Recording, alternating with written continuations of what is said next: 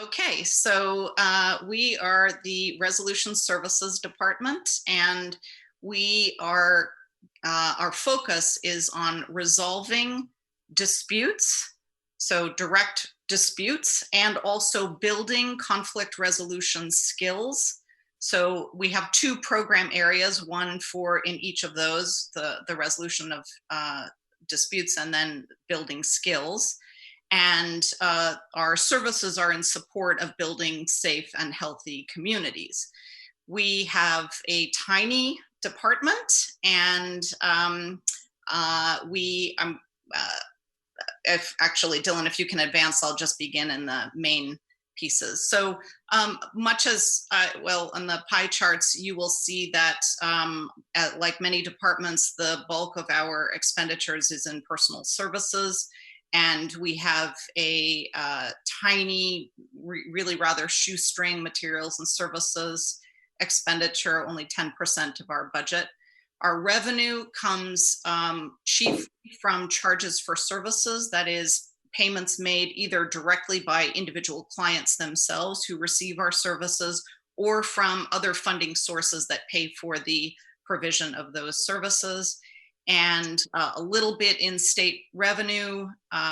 It's important to say that in the charges for services also includes about $500,000 that is a pass through from the state legislature for the provision of family law related services. We do have a bit of a beginning balance that makes up our revenue picture, and then general fund support is 40%. That tiny little piece of the pie that references licenses is the small amount that we get from each marriage license fee that is for the provision of couples counseling, essentially. So our budget pages, the roll-up is pretty straightforward. We are requesting $627,000, just a little bit over that, which is a near 6% reduction over the prior year, or $39,000, for a total budget amount of 1.56. And in the pie charts below, you'll see that on the first one on the left, the trending shows a little bit more expenditures than revenue, and that is because we are anticipating a little bit over $100,000 carryover into the new year.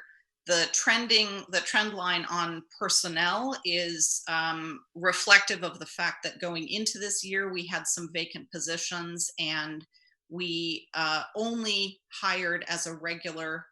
I know this is one of the additional questions, but it bears explanation here. We only hired one regular part-time person during the course of this fiscal year. We made another part-time temp hire, and we have just stayed steady on not hiring any further regular positions chiefly until we see what's going to happen with the state revenues overall. So that explains those two charts. And then you'll see here the two program areas, and that the majority of it is in conflict resolution, the smaller part in skill development. They're further on in the documents, and I know you've reviewed them. There is a more extensive list, but just to give you a flavor, in the conflict resolution arena, we do family law related matters, which is mediation, conciliation, and the mandatory parent education class.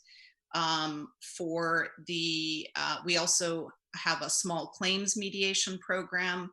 We run the Oregon foreclosure avoidance program for residential foreclosures, giving folks an opportunity to see if they can work something out with the lender prior to foreclosure. We have an adoption mediation program where we negotiate the parameters, the terms of agreement between adoptive and biological parents for post-adoption. We have a juvenile victim offender mediation program, dialogue program, where juveniles who have harmed someone in the community can have a facilitated meeting or series of meetings as part of a restorative process, where there is often some remedy that comes forth, and that's a well successful program. And then in skill development, we have both basic and advanced level mediation and conflict resolution skills. It's important to say, and you referenced C4 in the prior presentation, we also do a fair amount of facilitation of community groups and meetings and public policy matters. And so that gives you a little flavor of the breadth of areas that we cover. So we are all, we are on or above target for our projected targets for outcomes that show up in our MFR process. We did revise our MFR plan this year as well, and they all fall in the BCC priority of ensuring safe, healthy, and secure communities. You'll see there that our target for family law cases or domestic relations, in terms of where parties reach mutual agreement on the issues between them, our target was 75. We are projecting 78% agreement. In our community cases, we projected 75%, and we targeted 75%, and our projected for this fiscal year is 81%. And in our parent education class, we measure several things. This one is that the parties representing that they will use the information that they learned in the class to make decisions regarding their children. And that is really the chief reason why we do the class, and to make wise decisions regarding their children. And our target also here was 75, and we're projecting 89% for the end of this fiscal year.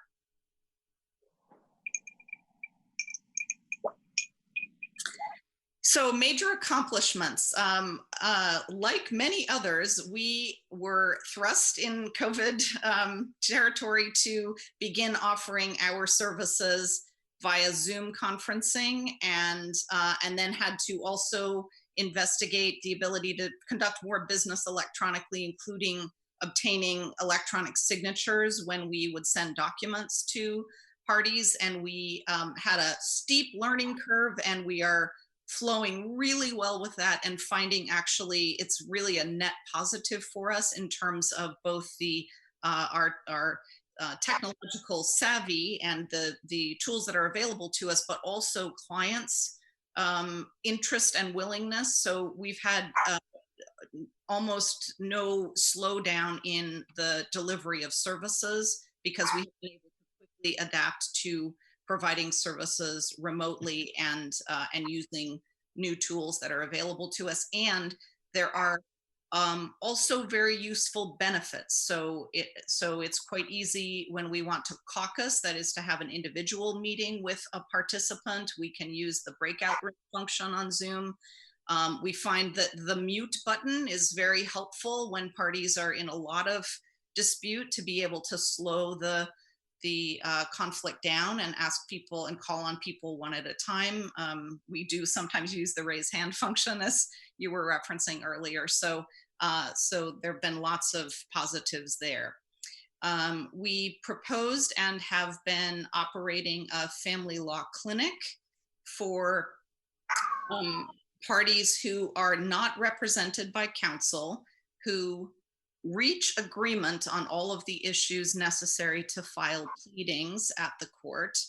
And then we use a supervising attorney who does not create an attorney-client relationship, draft the pleadings for the participants, and for a fee, we file those, the drafting and the filing we charge for, and we file the documents directly with court, effectively creating for the parties who are eligible one-stop shopping for resolving all their matters and resulting in a signed judgment without having to go to court. So that's very exciting.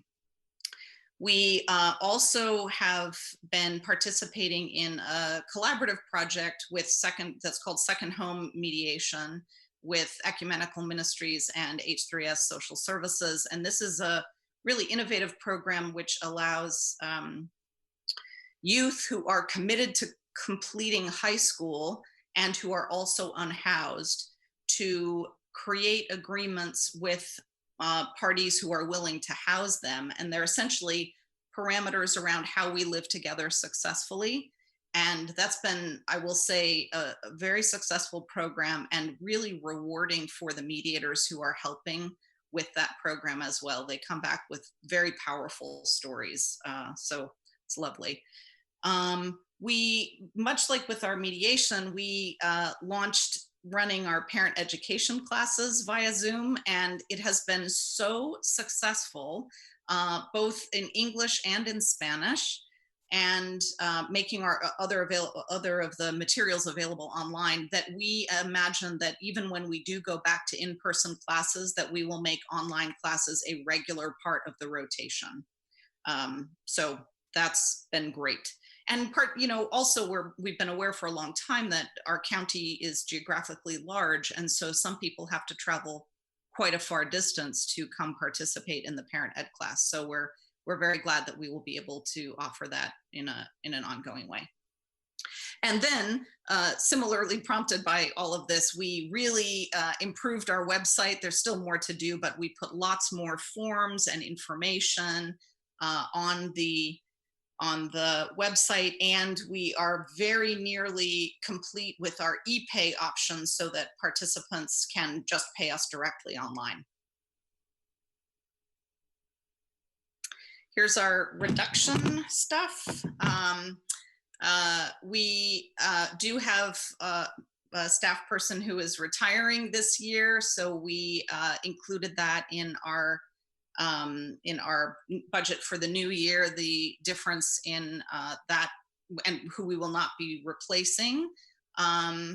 Then I referenced a little earlier the family law funding. We were hopeful.